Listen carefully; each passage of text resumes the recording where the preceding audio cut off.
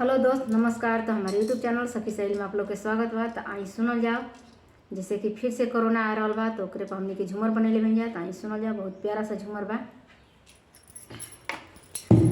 आ गइले फिर से कोरोना ये हमार राजा, आ गइले फिर से कोरोना ये हमार राजा। चल जा कमाए तू बहरवा ये हमार राजा, चल जा कमाए तू बहरवा ये हमार राजा, चल जा कमाए तू बहरवा ये हमार राजा।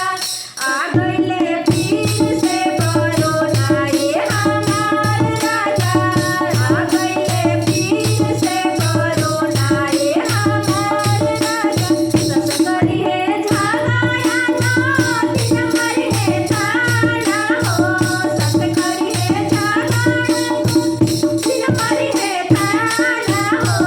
सहके बीताल वे कोनो कोना ये हमार राजा, सहके बीताल वे कोनो कोना ये हमार राजा।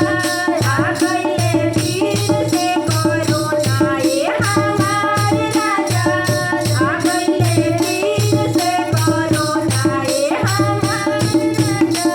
जल्दी जा कमाए तू बहरवा ये हमार राजा, जल्दी जा कमाए तू बहरवा ये हमार राजा। सस मरी है मेहाना ननद मरी है थाना हो, सस मरी है मेहाना ननद मरी है थाना हो।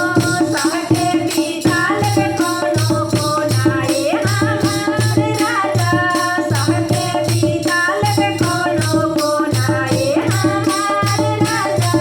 आ गइले फिर से कोरोना ये हमार राजा, आ गइले फिर से कोरोना ये हमार राजा।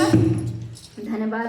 कोरोना पर गीत अच्छा लागल है झूमर तो लाइक करम जा, शेयर करम जा, कमेंट में जरूर बताइए कि हमने के गीत कैसन लागल है झूमर।